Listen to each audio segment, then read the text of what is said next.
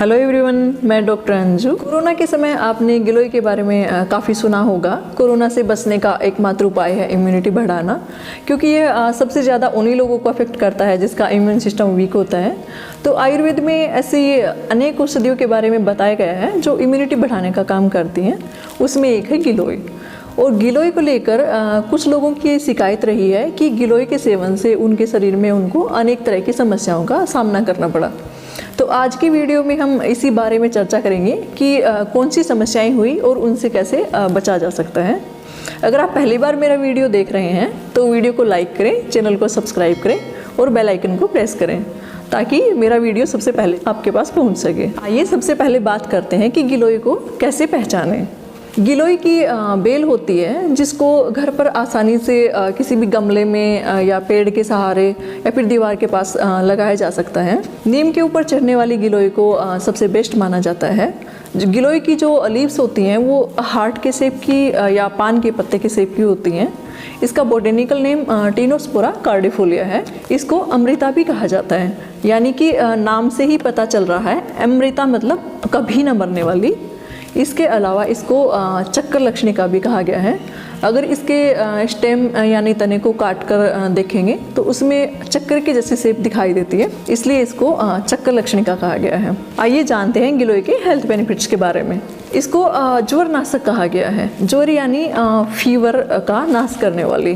तो यह सभी प्रकार के बुखार जैसे dengue, malaria, chikungunya, swine flu या फिर क्रोनिक फीवर जिसको जीर्ण ज्वर भी कहा गया है, इसमें कुछ लोगों को महीनों तक बुखार बना रहता है।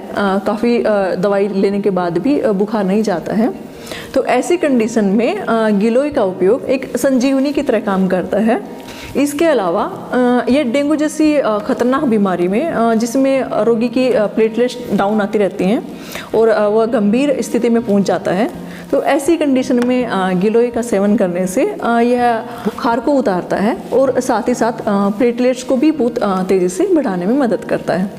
अगर बात करें रेस्पिरेटरी डिसऑर्डर की, तो गिलोय अपने कफ शामक गुण की वजह से खांसी और अस्थमा जैसी बीमारियों में काफ़ी लाभदायक है।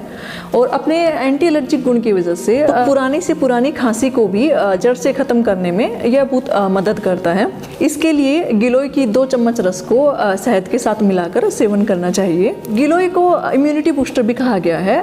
कुछ लोगों में जैसे मौसम चेंज होते ही सर्दी जुकाम हो जाती है, थोड़ा सा गर्मी में बाहर निकलते ही उल्टी दस्त हो जाते हैं। तो ऐसा क्यों होता है? क्योंकि उनका इम्यून सिस्टम वीक होता है।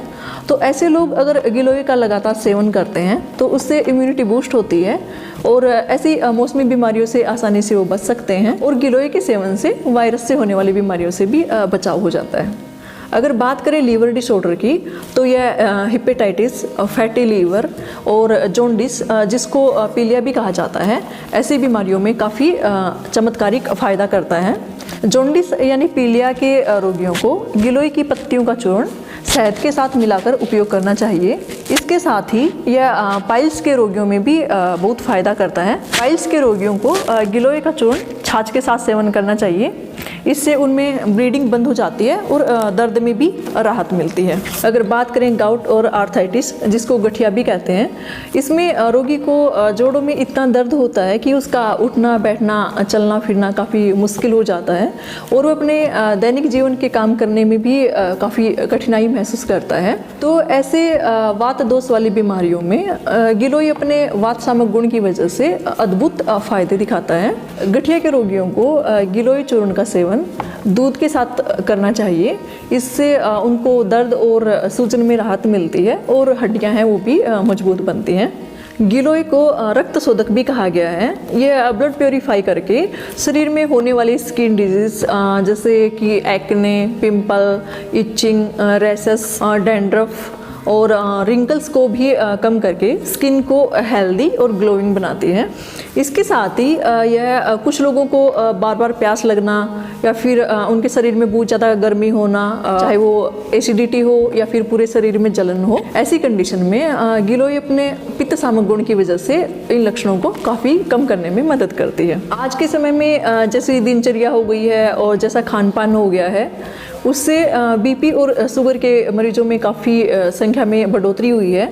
तो गिलोय के सेवन करने से शुगर और बीपी दोनों को कंट्रोल किया जा सकता है। इसके अलावा गिलोय मोटापा को कम करने में भी काफ़ी मदद करती है, क्योंकि इसमें दीपन पाचन गुण होता है। तो अपने दीपन पाचन गुण की वजह से यह मेटाबॉलिज्म को इम्प्रूव करती है, जिससे डाइजेस्टिव सिस्टम है वो स्ट्रॉन्ग बनता है और शरीर है वो डिटॉक्सिफाई होता है और शरीर में एक्स्ट्रा फैट जमा नहीं होती, जिससे वेट कम करने में मदद मिलती है। आइए बात करते हैं गिलोय की मात्रा और सेवन विधि के बारे में। अगर इसको आप क्वाथ फॉर्म में ले रहे हैं तो 50 से 100 ml की मात्रा में ले सकते हैं। अगर चूर्ण फॉर्म में ले रहे हैं तो 3 से 6 ग्राम की मात्रा में शहद के साथ लेना चाहिए। सत्व को 1 से 2 ग्राम की मात्रा में शहद के साथ लेना चाहिए। टेबलेट या वटी फॉर्म में 2 से 4 टेबलेट ले सकते हैं। अगर आप इसका जूस या चरस यूज़ कर रहे हैं तो 10 से 20 ml इक्वल क्वांटिटी वाटर मिलाकर आप उसका सेवन कर सकते हैं। अलग अलग बीमारियों में अलग अलग अनुपात के साथ देखा जाए, अस्थमा के रोगियों को आधा चम्मच गिलोय चूर्ण, मुलेठी चूर्ण या त्रिकटु चूर्ण के साथ मिलाकर शहद के साथ लेना चाहिए।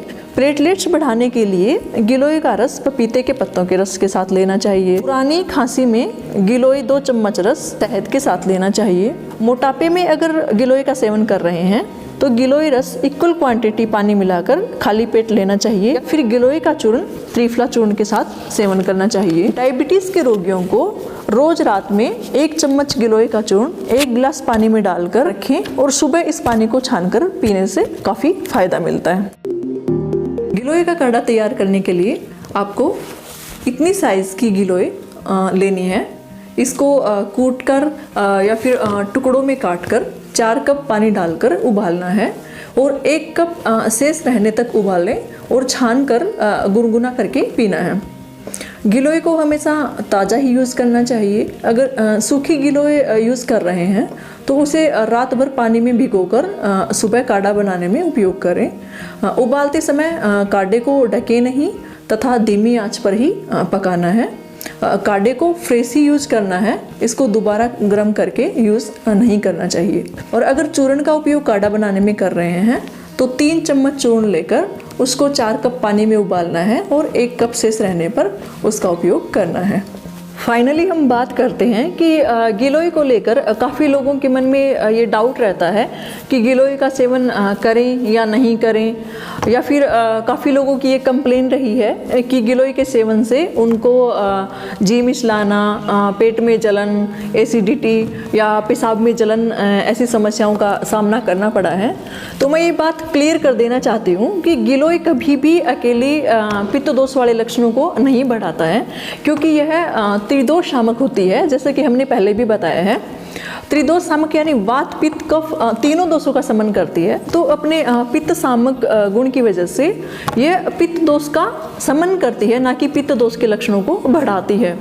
अगर आपको ऐसी समस्याएं देखने को मिली हैं तो उसके अनेक कारण हो सकते हैं, जैसे कि आपने अगर गिलोय का सेवन ओवरडोज में लंबे समय तक किया हो, या फिर कुछ लोगों की पित्त प्रकृति रही हो और उनका खान पान भी पित्तवर्धक रहा हो, तो ऐसे लोगों में ऐसी समस्याएं देखने को मिल सकती हैं। इसलिए जो पित्त प्रकृति के लोग हैं उनको गिलोय का सेवन पित्त शामक औषधि जैसे मुक्ता पिष्टी, प्रवाल पिष्टी या गोक्षुर इनके साथ करना चाहिए, या फिर चिकित्सक की देखरेख में करना चाहिए। धन्यवाद।